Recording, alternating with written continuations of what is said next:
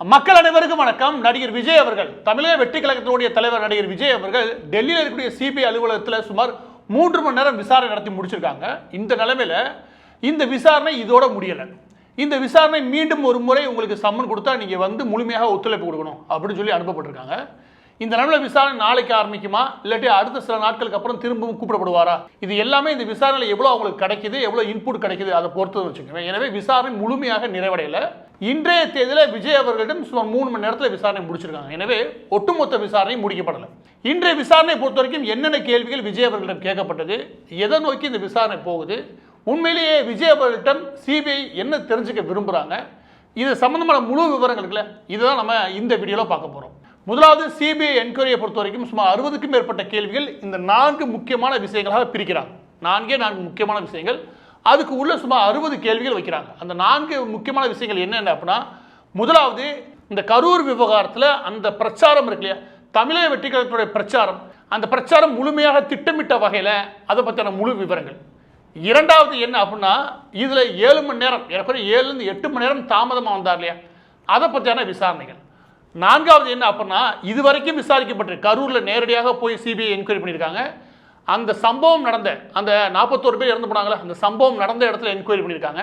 அந்த இறந்து போனவருடைய உடற்கூறு ஆய்வுகள் இருக்கியா, அது முழுமையாக வாங்கியிருக்காங்க.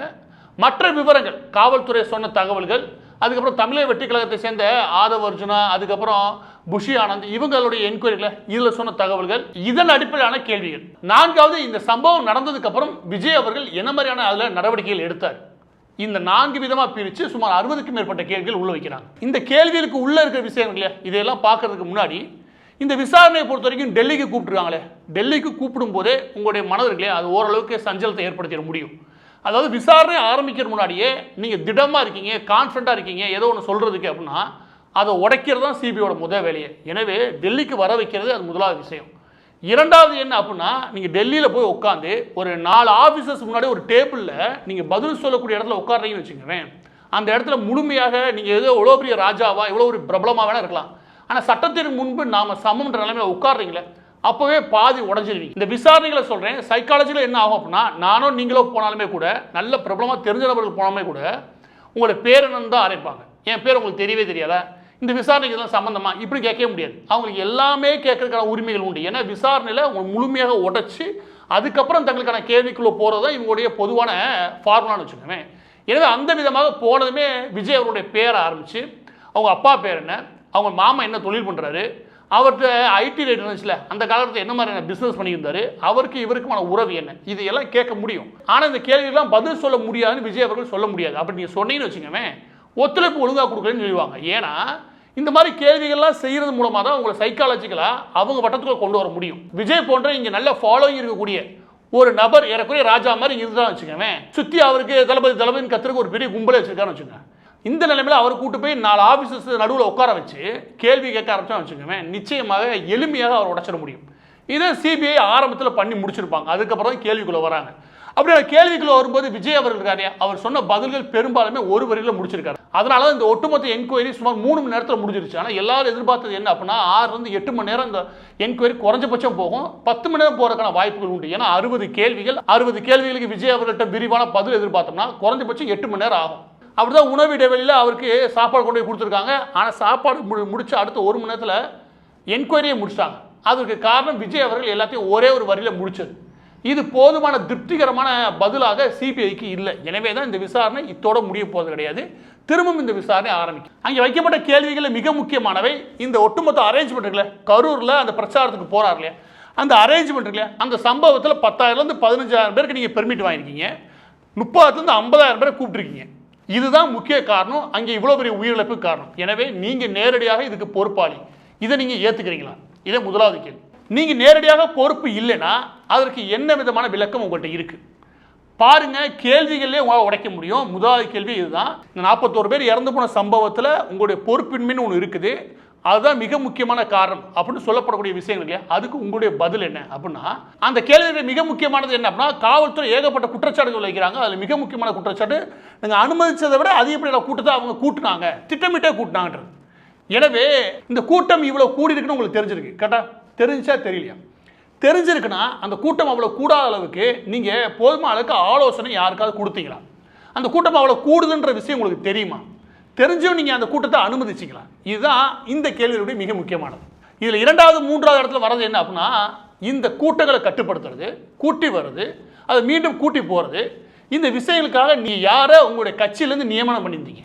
ஏன் அப்படின்னா, காவல்துறை ஒன்று சொல்லுது, புஷியானது நான் சம்மந்தமே இல்லைன்றாரு, அந்த பக்கத்து ஆதவர்ஜுனா கேட்டால் எனக்கு சம்மந்தம் இல்லைன்றாரு. எல்லா பேரும் சம்மந்தம் இல்லைன்னா அந்த பார்ட்டியில், அந்த குறிப்பிட்ட தமிழக வெற்றி கழகத்தில் வந்து யார் தான் அதுக்கான பொறுப்பாளி? எல்லாரும் மாவட்ட செயலாளர் கை காட்டி போக முடியாது. அப்போ பொறுப்பாளி யார்? ஒட்டுமொத்தமாக அந்த பிரச்சாரத்துக்கு பொறுப்பாளி யார்? ஏன் இதை விஜய்கிட்ட கேட்க வேண்டியிருக்கோம்னா, விஜய் தான் தலைவர், அவர் பொறுப்பாளி. யாரை கை காமிச்சான்னு வச்சுக்கவேன், அவர் தூக்கிட்டு போயிடலாம், பிரச்சனையே கிடையாது. ஏன்னா இந்த 41 பேர் இறந்து போன விஷயத்தில், அதாவது 41 பேர் இறந்து போறதுக்கு நோக்கம் இருந்துச்சுன்னா கிடையாது. ஆனால் இறந்து போனதுக்கு மறைமுகமாக இவங்களும் காரணம்னா ஆமாம், இவங்க தான் காரணம், இவங்க மட்டும்தான் காரணம் சொல்ல, இவங்களும் காரணம்னா ஆமாம். அப்போ அந்த குறிப்பிட்ட நபர் மீது வழக்கு பதிவு செஞ்சாகணும், அவருக்கு சிறைக்கு போயாகணும். அப்போ இந்த கட்சியினுடைய தலைவராக இருக்கக்கூடிய விஜய் அவர்கள் இந்த விஷயத்தை அவரே சொல்லிடுறது நல்லது. அப்போ இந்த ஒட்டுமொத்த கூட்டத்தை கூட்டுறதுக்கு பொறுப்பாளி யார்? யாரோ ஒருத்தர் 2 பேரை கை காமிச்சிங்கன்னா நாங்கள் முழுமையாக அவங்களையே எங்களுடைய விசாரணை மட்டத்துக்குள்ள கொண்டு வரலாம். இதுதான் அவங்களுடைய எண்ணம். ஆனால் விஜய் அவர்களுடைய பதில், இது எல்லாமே காவல்துறையை பார்த்துருக்கணும், காவல்துறைய பொறுப்பு, எனவே அவங்க தான் பார்த்துருக்கணும் நான் நம்புகிறோம். அந்த அளவில் மட்டுமே முடிச்சுக்கிறாரு. இது மிகப்பெரிய சிக்கலை இன்னும் கொஞ்சம் வலுக்கும். அதுக்கடுத்து என்ன அப்படின்னா, ரிசோர்ஸ் அலோகேஷன், அதாவது கூட்டம் இவ்வளோ பேர் கூடியிருக்காங்க, அதுக்கு மேலேயும் கூடுதல் தெரியுது. அப்போ அந்த கூட்டம் இவ்வளோ காத்திருக்குன்னு தெரிஞ்சு அவங்களுக்கு போதுமான அளவுக்கு நீங்கள் அந்த வாட்டர் பாட்டில் ஆரம்பித்து அவங்க கழிப்பறை வர இல்லையா, அவங்க என்ன செய்வாங்கன்னு நீங்கள் யோசிச்சிங்களா? அதுக்கான போதுமான அரேஞ்ச்மெண்ட், அதுக்கு போதுமான ஏற்பாடுகளை செய்ய சொல்லி நீங்கள் கேட்டீங்களா? செஞ்சாங்களா செய்யலான்ற அடுத்த விஷயம், செய்ய சொல்லி நீங்கள் கேட்டீங்களா? இந்த 3 விஷயமே நேரடியாக விஜய் நோக்கி கேட்க வேண்டிய கேள்வி. நீங்கள் கூட்டம் கூடுதலாக வருதுன்னு தெரிஞ்சு அதை நீங்கள் தடுத்து நிறுத்துறதுக்கு யார்ட்டையாவது ஆலோசனை கொடுத்தீங்களா? இது ஒட்டுமொத்தமாக ஆர்கனைஸ் பண்ணுறதுக்கு யாரை நீங்கள் நியமனம் பண்ணீங்க? அந்த கூட்டம் கூடினதுக்கப்புறம் அந்த கூட்டத்துக்கு தேவையான விஷயங்களை செஞ்சு கொடுக்குறதுக்கு நீங்கள் யாரை நியமனம் பண்ணீங்க? இதில் உங்களுடைய பங்கு என்ன? இதுதான் முதல் ஏரியா. இதுலேருந்து இரண்டாவது மிக முக்கியமான கோர் ஏரியாவுக்கு போகிறாங்க. அதாவது மிக முக்கியமாக சென்ட்ரலாக இந்த ஒட்டுமொத்த என்கொயரிக்கும் கோராக இருக்கிற விஷயத்துக்குள்ள போகிறாங்க. அது என்ன அப்படின்னா, நீங்கள் 7 மணி நேரம் தாமதமாக வந்துடுறீங்க. தாமதமாக வரையும் உங்களுக்கு முன்பே தெரியுமா? முன்பே தெரியாது, நீங்கள் சொல்லவே முடியாது. ஏன்னா நீங்கள் உங்களுக்கான தனி விமானத்தில் தான் கிளம்பி போகிறீங்க. எனவே அந்த விமானத்தோட நேரம் தெரியும். அப்படி இருந்தும் நீங்கள் 2 மணிக்கு வர வேண்டிய நபர் எதுக்கு 7 மணிக்கு வந்தீங்க? இதுதான் அடிப்படையில் கேள்வி. அந்த கேள்விக்கு அவர் இல்லை, எங்களுக்கு 2லேருந்து 10 மணி வரைக்கும், இரவு 10 மணி வரைக்கும் பெர்மிஷன் இருந்துச்சு. பெர்மிஷன் கொடுத்த ஸ்லாட்டு தான் அது. ஆனால் நீங்கள் எந்த நேரத்தில் வரேன்றதை நீங்கள் அறிவிக்கணும். நீங்கள் 2லேருந்து 10 மணின்ற ஸ்லாட் இருக்குல்லையா, அதில் எப்போ வேணால் வரலான்றது அர்த்தம் ஆகாது. நீங்கள் எப்போ அறிவிச்சிங்க அப்படி பர்டிகுலர் கேட்டால் அதுக்கு போதிய பதில் விஜய் அவர்கிட்ட இல்லை. ஏன்னா 2 மணிக்கே வரதா சொல்லி நீங்கள் அறிவிச்சிருக்கீங்க. அதனால தான் மக்கள் 2 மணிக்கு கூட ஆரம்பிச்சிருக்காங்க. எனவே 7 மணி நேரம் தாமதமாக வர்றதுக்கு என்ன காரணம்? அது தாமதமா இல்லை முன்பே திட்டமிட்டிருந்தீங்களா? இல்லை முன்னாடியே பொலிட்டிக்கலாக இந்த மாதிரி தான் திட்டமிடுறீங்களா? எல்லாரும் கூட்டம் கூடுறதுக்காண்டி அப்படி கூட்டம் கூடட்டும் அப்படி நீங்கள் விட்டு நீங்கள் தாமதமாக வந்தீங்கன்னா இவ்வளோ ஒரு விபத்துக்கு நீங்கள் தானே மறைமுகமாக காரணம். இதுலேயும் அவர் மேலே தான் வரும்னு வச்சுக்கோங்க. எனவே அவருக்கு நோக்கம் 41 பேர் இறந்து போது கிடையாது. ஆனால் அவருக்கு நோக்கம் என்னன்னா, அவருடைய அரசியல் புகழ் பாடுறதுக்காக மக்களை கூட்டமும் ஒரு இடத்துல நெரிசலாக நிற்க வச்சு அவங்கள ஒரு 8 மணி நேரம் காத்திருக்க வச்சு அவங்களுக்கு போதிய ஏற்பாடு கொடுக்கலன்னு வச்சுக்கோங்க. அந்த கூட்ட நெரிசலை எளிமையாக இவ்வளோ பெரிய விபத்து நடக்கிறதுக்கான வாய்ப்புகள் உண்டு. காவல்துறையை பொறுத்த வரைக்கும், சிபிஐ பொறுத்த வரைக்கும் நீங்கள் யாருன்றது முக்கியம் கிடையாது, நீ எவன்றது முக்கியம் கிடையாது, நீ என்ன கூட்டத்தை கூட்டின்றது முக்கியம் கிடையாது. மக்கள் உயிருக்கு ஆபத்தான நிலைமையை நீ உருவாக்குனியா அப்படின்னா ஆமாம் உருவாக்குறது. அந்த உருவாக்குறதுக்கு நீ பங்களிப்பு கொடுத்தியா? ஆமாம் நீ பங்களிப்பு கொடுத்துருக்க. எனவே சட்டத்தின் முன் நீயும் குற்றவாளி தான். உன்னுடைய அரசியல் புகழுக்காகவும் உன்னுடைய பப்ளிசிட்டிக்காகவும் மக்களோட உயிரை பணையம் வைக்க முடியாது. எனவே தான் இந்த கேள்விக்குள் நுழைகிறாங்க. ஏன் தாமதமாக வந்ததுக்கு அப்புறம் மிக முக்கியமான கேள்வி என்ன அப்படின்னா, காவல்துறையினர் உங்களை தொடர்பு கொண்டிருக்காங்க, உங்கள் சம்மந்தப்பட்ட நபர்களையும் தொடர்பு கொண்டிருக்காங்க. கூட்டம் அதிகமாக இருக்குன்னு, அதோட சேர்த்து நெரிசலும் இருக்கு, போது ஏற்பாடு இல்லை, ரொம்ப நாளமாக தாமதமாக வந்ததுனால ரொம்ப பெரிய அளவு டயர்டாக இருக்காங்க, பெரிய அளவு அசம்பாவித சம்பவம் நடந்துடக்கூடாதுன்ற விஷயத்தில் காவல்துறை எச்சரிக்கை கொடுத்துருக்கு. நீங்கள் அதையெல்லாம் பொருட்படுத்தாமல் எதனால் அதை முழுமையாக நிராகரிச்சுட்டு நீங்கள் பிரச்சாரத்துக்குள்ளே வந்தீங்க. பிரச்சாரத்துக்குள்ளே வரதுக்கு முன்னாடி போதிய ஏற்பாடுகள் இருந்துச்சா? ஏற்பாடு செய்ய சொல்லிட்டு உள்ளே வந்திருக்கலாம் இல்லையா? ஆனால் அது எதையுமே பொருட்படுத்தாமல் நீங்கள் உள்ளே வந்ததாக ஒரு குற்றச்சாட்டு இருக்குது காவல்துறை சைடில். அந்த குற்றச்சாட்டுக்கு உங்களுக்கு பதில் என்ன? அதில் மிக முக்கியமானதே அந்த உள்ளூர் மக்கள் எல்லாம் சொல்கிறது என்ன, சுற்றி இருக்கக்கூடிய மக்களும் அங்கே விட்னஸாக இருக்கக்கூடிய மக்கள் எல்லாரும் என்ன சொல்கிறாங்கன்னா, அவர் வேன் வந்துச்சு, எக்ஸ்ட்ரா எல்லா கூட உள்ளே வந்து முட்டி மோதுனதை அவங்களே பார்த்தாங்க. எது அவங்களுடைய வேனில் உட்காந்தே பார்க்குறாங்க. அப்பட்டமாக தெரியுது எவனா சக்கரத்துக்குள்ள உள்ள போகிறான், எவனாவது இதாக பண்ண போகிறான். இந்த குறுகிய சாலைக்குள்ள நுழையுது. அப்போ அவருக்கு தெரியவே இல்லையா? இதை யார் கேட்குறா? விட்னஸ் கேட்குறாங்க, அங்கே கூட மக்கள். அப்போ உள்ளே இருந்த நீங்கள் உள்ளே உட்காந்துக்கிட்டு ஒரு 15-20 நிமிஷம் உள்ளே உட்காந்துட்டு நல்ல கூட்டம் அலம்போது இல்லையா, அப்போ உங்களுக்கு பதட்டமே ஏற்படலையா? இதை ஏதாவது முறைப்படுத்தணுன்ற எண்ணம் உங்களுக்கு தோணவே இல்லையா? இதுதான் அடுத்த விஷயம். இது எல்லாத்தையும் கேட்டால் இந்த இடத்துல தான் விஜய் மாற்றார். ஏன்னா தனக்கான பொறுப்புன்னு ஒன்று இருக்குது. அங்கே வந்ததுக்கப்புறம் அதை உணரவும் முடிஞ்சது. அசம்பாவித சம்பவங்கள் ஏதாவது உயிர் போகிறது இது மாதிரி விஷயங்கள் எதுவும் நடக்காமல் இருக்கணும்னா தனக்கு ஒரு பொறுப்பு இருக்குது அப்படின்னு விஜய் நினச்சிருந்தாங்கன்னா அது 1 மணி நேரம் 2 மணி நேரம் தள்ளி வைங்க, அந்த எல்லா கூட்டத்தையும் சரி செஞ்சுட்டு நான் பேச ஆரம்பிக்கிறேன் அப்படின்னு சொல்லியிருக்க முடியும். ஆனால் அவரை பொறுத்த வரைக்கும் நைட்டு ரிட்டர்ன் ஃப்ளைட் இருக்குது, இது தனி விமானம் இருக்குது, அதுக்கு நேரத்துக்கு போகணும், எனவே பேசி முடிச்சிடலாம் அப்படின்ற ஒரு மைண்ட் செட்டில் அவர் இருந்தார். எனவே வந்ததை ஒரு கடமையாக ஒரு 15 நிமிஷம் பேசணும், திரும்ப விமான நிலையத்துக்கு போகணும். இந்த திட்டமிடல் தான் அவர் ஃபாலோ பண்ணாரே ஒழிய அந்த மக்களுடைய நலன் சார்ந்து அவர் யோசிக்கவே இல்லை. வந்த இன்ஃபர்மேஷனையும் அவர் கண்டுக்கவும் இல்லை, வந்த பிரச்சனையை பற்றி அவருக்கு அக்கறையும் இல்லை. அதனால் தொடர்ந்து அவர் பேசி முடிச்சுட்டு கிளம்பிட்டார். இதில் 3வது 4வது ஏரியாவில் இருக்கிறது இதுதான். அவருடைய வேனை ஃபுல்லாமே ஆய்வு பண்ணியிருக்காங்க. அந்த ஆய்வில் அவங்களுக்கு தெரிய வருது என்ன அப்படின்னா, அவர் சேஃபாக இருக்கிறதுக்கும் அவர் மேலே வர்றதுக்கு எப்படியான விஷயங்கள் லிஃப்ட் பண்ணுறாங்க, இந்த எல்லா விஷயங்களும் பார்த்துருக்காங்க. இந்த வேனில் சிசிடிவின்னு ஒன்று வச்சுருக்கீங்க, அதாவது உங்களுடைய பாதுகாப்புக்கு இந்த வேனை உருவாக்கியிருக்கீங்க. அதே நேரம் இதை சுற்றி இருக்கக்கூடிய பாதுகாப்பு இருக்கு இல்லையா, அதுக்காக நீங்கள் சிசிடிவியில் ஆரம்பித்து என்னென்ன வச்சுருந்தீங்க, அந்த ஆதாரங்கள்லாம் எங்கே, மற்ற விஷயங்கள் எல்லாம் சேகரிச்சிருக்காங்க. இது எல்லாம் ஒரு பக்கெட், அதாவது அவர் சைடில் பர்டிகுலராக விஜய் அவர்கள் தரப்பு மட்டும் வச்சுக்கோங்க. ஆனால் இன்னொரு பக்கெட்டு கேட்கக்கூடிய கடைசி கேள்வி என்னவா இருக்குது அப்படின்னா, நிகழ்வு நடந்துருச்சு, உடனடியாக உங்களுடைய கட்சிக்காரர்களுக்கு நீங்கள் என்ன உத்தரவு கொடுத்தீங்க, யார் யாரை நியமனம் பண்ணீங்க, என்ன ஆக்ஷனில் இறங்குனீங்க அப்படின்னு மிக முக்கியமான கேள்வி கேட்கப்படுது. ஏன்னா இதுக்கு முன்னாடி விஷயங்களில் கூட உங்களுடைய பொறுப்பின்மை ஏதோ தெரியாமல் நடந்துருச்சு, இல்லை ஆக்சிடென்ட் ஆயிடுச்சு, இதை நான் எதிர்பார்க்கவில்லை இப்படின்னு பதில் சொல்லிடலாம். அப்படி நடந்ததுக்கு அப்புறம் அது மீது அக்கறை கொண்டு நீங்கள் போகவே இல்லை. நீங்கள் போக வேணாம், உங்கள் கட்சிக்காரங்க யாராவது போய் அதுக்கு தேவையான உதவிகள் செய்ய சொல்லி ஏற்பாடுகள் பண்ணுறதுக்கு நீங்கள் ஒரு டீமை உருவாக்கின்னு வச்சுக்கோங்க, உங்களுக்கு உண்மையிலே அதில் அக்கறைக்குன்னு அர்த்தம். ஆனால் நீங்கள் போய் ஒரு 41 நாள் காணாமல் போயிடுறீங்கன்னா அதில் நீங்கள் எந்தவித அக்கறையும் இல்லாமல் போகுது. அதாவது காவல்துறை மட்டும் கிடையாது, நீதித்துறையும் இதை பார்க்கணும். என்ன அப்படின்னா, சம்பவம் நடக்கிறதுக்கு எனக்கு நீங்களும் ஒரு காரணம் தான். ஆனால் சம்பவம் நடந்ததுக்கப்புறம் அந்த மக்கள் இறந்ததுக்கப்புறமா அதுக்கு உதவி செய்யறதுக்கு போதுமான ஏற்பாடுகள் நீங்கள் செய்ய நினைக்கலன்னா நீங்கள் எவ்வளோ மோசமான மனிதராக மாறுறீங்க. எல்லா பேரும் காணாமல் போயிடுறீங்க. இது புஷி ஆனது கூட தலைமுறை ஆயிடுறான், ஆதவர்ஜுனா டெல்லி ஓடிடுறாரு, இவர் வீட்டுக்கு ஓடிடுறாரு. அப்படின்னா இது என்ன கட்சி? இந்த இடத்துல தான் காவல்துறையும் நீதிமன்றமும் நிச்சயமாக இந்த வழக்கில் விஜய் அவர்களையும் புஷி ஆனந்தையும் ஆதவர்ஜுனா எல்லாருடைய பேரையும் சேர்க்கறதுக்கான வாய்ப்புகள் உண்டு. இவங்க அது முடிஞ்சதுக்கப்புறம் அங்கே இருந்து இல்லை ஏற்பாடுகளை பண்ணி அது அடுத்த ஒரு 10 நாளைக்கு அங்கே களத்தில் வேலை பார்த்துட்டு தான் வச்சுக்கோங்க, தமிழக வெற்றி கழகத்தோட நிலைமை வேற, இதை சமாளிக்க முடியும்.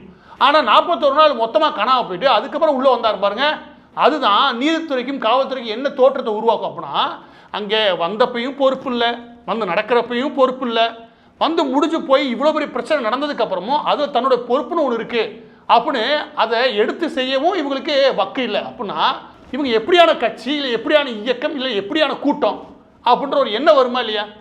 இதனாலேயே எஃப்ஐஆரில் இவங்களோட பேர் சேர்க்கறதுக்கான வாய்ப்புகள் அதிகமாக இருக்குது. பதிவோட இறுதியாக விஜய் அவர்கள் இன்னைக்கு விசாரணைக்கு போக வேண்டிய நிலைமையே முன்னாடி இல்லவே இல்லை. ஏன்னா சிபிஐ பொறுத்த வரைக்கும் கூப்பிட்ற எண்ணமே கிடையாது. இவங்க 2 பேர்கிட்ட விசாரணை நடத்துனாங்களே, இவங்க 2 பேரும் சொன்ன பதில தான் காண்டாகி விஜயை கூப்பிட்டு விடு அப்படின்னு. ஏன்னா ஆளுக்கு ஒரு கேள்வி கேட்டால் எதுக்குமே எங்களுக்கு தெரியாது, எங்களுக்கு புரியாது, எங்களுக்கு நான் எதிர்பார்க்கல, இது காவல்துறையோட வேலை. இவங்க 1% கூட அதில் பொறுப்பு எடுத்துக்க தயாராகவே இல்லை.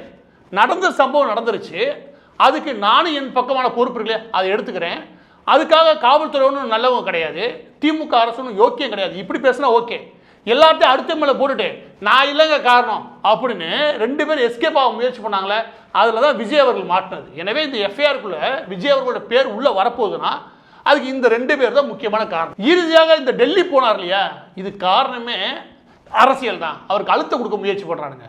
ஏன் சென்னையில் முடியாதா, ஏன் டெல்லிக்கு கூட்டி போகணும், இப்படி ஏகப்பட்ட கேள்வி கேட்டிருக்காங்க. இது எல்லாமே இவங்க எழுப்புற காரணம் என்னமா, ஜனநாயகம் திரைப்படம் வரல. அதாவது இவங்களை பொறுத்த வரைக்கும் 41 பேர் இறந்து போனாலும் மறந்தே போயிட்டாங்க. எனக்கு ரொம்ப ஆச்சரியமாக இருக்குது. இவங்கெல்லாம் மனுஷங்க தானா, இவங்கெல்லாம் குடும்பம் இருக்கா, தங்கச்சி தம்பி இருக்காங்களா, எப்படி இப்படி வாழ்கிறாங்க? திரைப்படம் தான் உலகம்னு வாழ்கிறாங்க, திரைப்படம் இல்லைன்னா வாழ்க்கையே இல்லைன்னு வாழ்ந்துருக்காங்க. 41 பேர் இறந்துருக்காங்க. இந்தியாவிலே எப்படி கிடையாது, சதன் ஏஷியாவிலே மிகப்பெரிய விபத்து, கூட்ட நெரிசலாக 41 பேர் இறந்துருக்காங்க. எங்கேயா நீ கேட்டுப்பார் போய், உனக்கு நாட்டை பற்றி எந்த இளவும் தெரியல, இந்த நாட்டு என்ன நிலவரத்தில் இருக்குன்னு தெரியல, உனக்கு எதை பற்றியும் கவலை இல்லைன்னு எப்போ தெரியுது அப்படின்னா இந்த ஜனநாயகம் திரைப்படம் வரல. அதுக்காக தான் இவங்களுடைய தலைவர் விஜயை வந்து கூட்டி போயிட்டாங்க டெல்லிக்கு, அழுத்தம் கொடுக்குறாங்க. அட பாதியில் படம் வராதுக்கும் இதுக்கு என்ன சம்மந்தம்? ஏன்னா ஒழுங்காக விசாரணையில் பதில் சொல்ல முடிஞ்சு போச்சு. இன்னைக்கு கூட ஒழுங்காக பதில் சொல்லலை. மீண்டும் சொல்றேன், சென்னை நீதிமன்றத்தில் திமுக ஒரு நாடகத்தை போடும்போது அப்ப நான் தான் எதிர்த்து நின்னேன். நிச்சயமாக விஜய் அவர்களை தரக்கூடிய விளக்கமும் கேட்கணும்னு. அன்னைக்கு அவருக்கு நடந்தது அநீதி நான் தான் சொன்னேன். நான் இப்போவும் சொல்றேன், அந்த விசாரணை நேர்மையாக நடக்கணுன்றது. ஆனால் விசாரணையில் இப்படி வந்து உட்காந்துக்கிட்டு ஜனநாயகம் திரைப்படத்தை வச்சு எடுத்துக்கிட்டு நீங்க அதுதான் முக்கியம், 41 பேர் இறந்து போனதுக்கு ஒரு விடை கிடைக்கணும், அதுக்கு குற்றவாளிகள் தண்டிக்கப்படுற என்ன வரவே இல்லை பாரு, அதில் கொஞ்சம் கூட உனக்கு ஈரமே இல்லை பாரு, நீலாம் அரசியல் கட்சியே கிடையாது. நாட்டின் மக்கள் மீதும் மக்களுடைய பிரச்சனை, சமூகத்தோட பிரச்சனை என்னன்னு தெரிஞ்சு அதோட வழின்னு ஒன்று புரிஞ்சா மட்டும்தான் மக்களால் அங்கீகரிக்கப்படுவீர்கள். இல்லைன்னு வச்சுக்கவே தெருவில் தான் நிற்பீங்க. நான் சொல்கிறேன், நீ 1000 அரசியல்வாதி எதிர்த்து பேசலாம், எனக்கு ஏகப்பட்ட அரசியல்வாதிகள் பிடிக்காதான், அவனுக்கு கொள்ளையடிக்கிறானு தான். ஆனால் நீ அவங்களோட வாழ்க்கையை எதிர்த்து பார்த்தேன்னு வச்சுக்கவேன் வெற்றிகரமாக அரசியல்வாதி சொல்கிறேன். காலங்கத்தில் எழுந்ததுலேருந்து இரவு வரைக்கும் மக்கள் பிரச்சனை என்னன்னு கேட்பான். அதில் அவன் சார்பான லாபத்தை பார்க்குறான்ட்டு அடுத்த கதை, அவன் என்ன அரசியல் பண்ணான் அடுத்த கதை. அவன் காலையிலேருந்து நைட்டு வரைக்கும் உங்கள் வீட்டில் யாரும் கேட்க மாட்டாங்க, மக்கள் பிரச்சனை என்னென்னு கேட்டு இருப்பான். அப்படி கேட்டால் மட்டும்தான் அவன் சக்ஸஸ்ஃபுல்லாக அரசியல்வாதியாகவே இருக்க முடியும். அது எம்கே ஸ்டாலின் ஆரம்பித்து எடப்பாடி பழனிசாமி அவர்களை தொட்டு செந்தில் பாலாஜியில் ஆரம்பித்து ராசா வரைக்கும் யாராக தான் சொல்கிறேன், இவங்க மக்கள்கிட்ட நின்றால் ஒழிய மக்கள் பிரச்சனையை கேட்டால் ஒழிய ஒரு நாள் முழுவதும் மக்கள் பிரச்சனை கேட்டிருப்பான். 41 பேர் இறந்து போன பிரச்சனை இல்லை, ஜனநாயகம் படம் தான் பிரச்சனை நிற்கிற பாரு. நீலாம் அரசியலை வெற்றி பெற்றுன்னு வச்சுக்கவேன், அதோட ஒரு பெரிய தலைக்குழிவு தமிழகத்துக்கு வேற எதுவும் இல்லை. இப்படி தான் மக்கள் பேசுவாங்க. எனவே இனியாவது திருந்துங்க. 41 பேர் இறந்து போயிருக்காங்க, அந்த வழி என்னன்னு உணருங்க. அதுக்கு எந்த பதிலும் சொல்லாம ஓடி ஒளிஞ்சாச்சு. உங்க பிரச்சனைக்கு நாங்க எல்லாம் பேசி முடிச்சோம். இப்ப ஜனநாயக பிரச்சனையா, அதுக்கு மற்றவன் தான் பேசணும். விஜய் பேச மாட்டாரு, இன்ன வரைக்கும் வெளியே வரவே இல்லை வச்சுக்கவேன். இப்படி தான் பிரச்சனை மற்றவெல்லாம் பேசுறதுக்கு அப்புறம் சேஃபா உள்ள போய் உட்காந்துட்டு ஒரு கூட்டத்தை மட்டுமே தனக்காக ஏவி விட முடியும் அப்படின்னு நம்பினார்னு வச்சுக்கவேன். இது அரசியல் கட்சியும் கிடையாது, இது ஒரு அரசியல் இயக்கமும் கிடையாது, இது ஒரு தற்கூரிகளின் கூடாரம் தான் எல்லாரும் சொல்லவும் செய்வாங்க. அதுக்கு காரணமே நீங்க நடந்துக்கிற முறை. எனவே கரூர் விவகாரத்தை பொறுத்த வரைக்கும் தப்பு செஞ்ச எல்லாரும் சிறைக்கு போகணும் முடிவு பண்ணுங்க, அது நாட்டுக்கு நல்லது. அதனால டெல்லிக்கு விஜய் போனதுக்கு பிஜேபி காரணமா, அவங்க காரணமா, இவங்க காரணமா, யாரும் காரணம், இந்த 2 தற்கூரி இருப்பாரு, இந்த 2 தற்கூரி தான் காரணம்.